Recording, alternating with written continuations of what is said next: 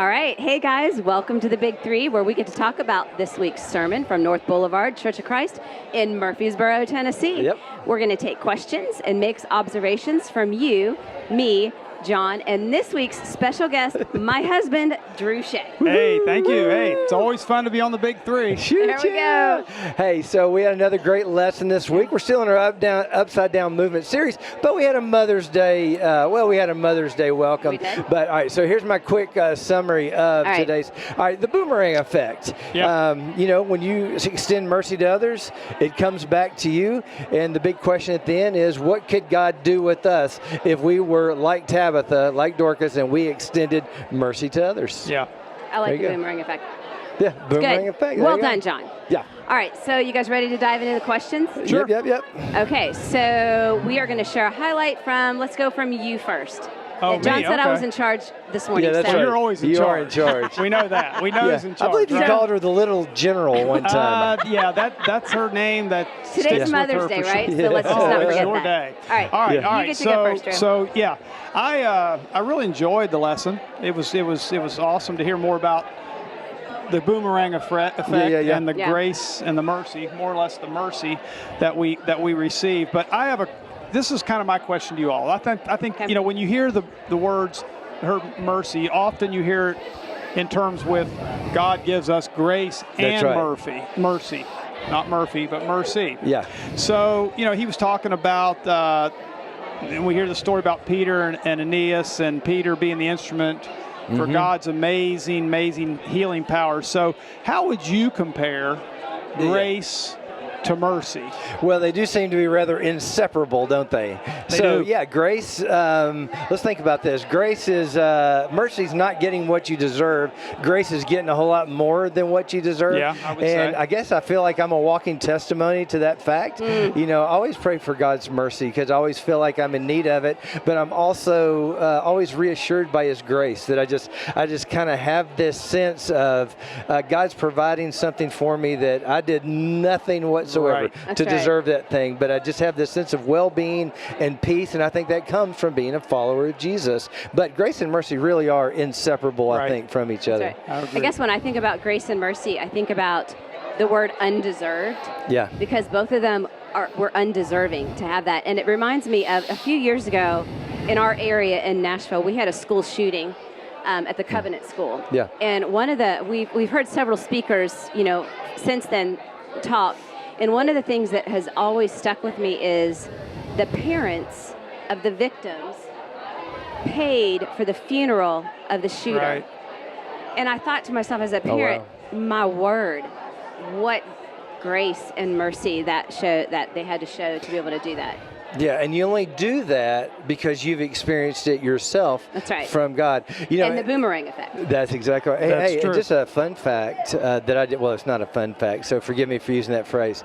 I didn't know this, but Brentwood Hills Church of Christ, I believe, a sister congregation to us, after that happened, they opened their building to the school. That's right. Until they were able to almost a get year back on they their had. feet. That's right. I'd heard and I that just story. think that's a really cool. Another thing, that's what the people of God do. That's right. That's what they do. That's right. Yes. All right, so Okay, it's time for you're up mine. next. Okay. Yep. Okay. You know what? I'm going to change mine. Y'all don't know this, but we do talk about this a little bit before we come on officially. But you know what? I like what he said about you may have the right to do something, but mercy says before you take advantage of your rights, extend compassion and forgiveness to others. I think that it's this idea of, you know what? We don't have to win all the time. It is really okay for other people to win. It is really okay for other people to have their moment. And it's pretty cool to get to celebrate those moments together, you know? That's true. That's another thing I think that you get from being a follower of Jesus. You learn that, hey, he was so self-sacrificial to the extent of giving his life. I can give up the spotlight so that somebody else can have it for a while. That kind of a thing.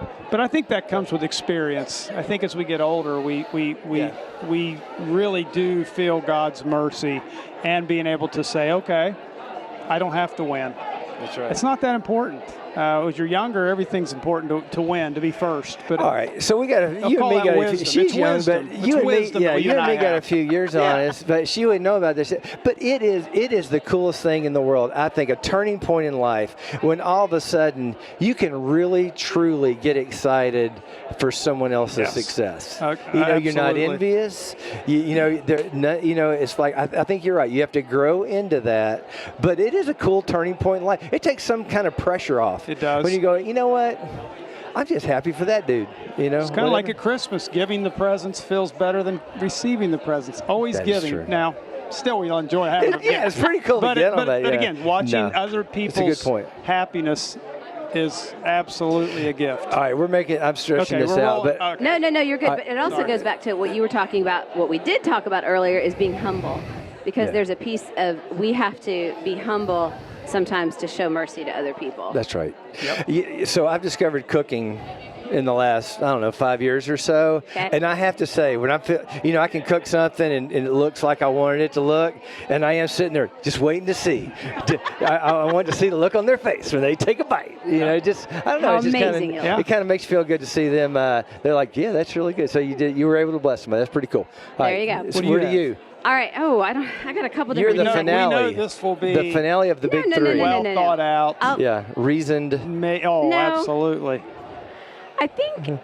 Did I take yours or something? No. But you just made me think about some other things. I think one of the things that as he was preaching today and talking to us, sometimes mercies. Whenever we are merciful to somebody, we in our mind think it has to be this big, grandiose gesture of mercy. Right. And so then I was thinking about, just sometimes I think it's the little things that we do, and how can we be merciful every single day with the very little things. And yesterday, Drew and I had the privilege of going to multiple graduation parties after our school's graduation. And Drew shared a story with some parents. One of my students is on the autism spectrum. And Drew shared with these parents that every day this past school year, he has watched their son, whenever we change classes between buildings, he's watched their son very quietly, unassumingly, open the door and hold it for every single student. And he holds the door until the very last student has gone through. And that meant more to those parents than I think you'll ever know. But that, to me, is just a small act of mercy. He sacrificed him getting to class on time, him getting to be first, which is so much of what our society wants to do, and let every single person. Nobody ever even acknowledged it, but he did it every single day anyway. And I think about those little pieces. Yeah. How many graduations did you go to yesterday? Parties? Yeah. Oh, she went to more than I did. Yeah, but 6. We went to a couple last weekend. Well, we both have senior life groups. We're not done yet. Yeah. We're not. Yeah, we still have more. There's always a party at MTCS. Hey, one more thing Kelvin shared that so we'll do the big four. He said, once you've received mercy from God, it's really going to be hard for you to receive more from him if you're still holding the mercy or if you never gave it away. So he said it much better than that. But you got to give mercy away if you want to receive more of it. Yes. Just a great morning. It was just really good. Hey, guys, if you have any more questions, let us know by using the QR code that hopefully you see on the screen. Yes, you do right now. And if you want to rewatch the sermon, or maybe you're just hearing this and haven't even seen the sermon yet, if you want to watch it for the first time, you can find it at boulevard.to/sermons. Guys, that wraps up this week's Big Three. All right. Thanks for being with us. Look for this podcast on your favorite platforms, and be sure to join us next week for Boulevard's Big Three.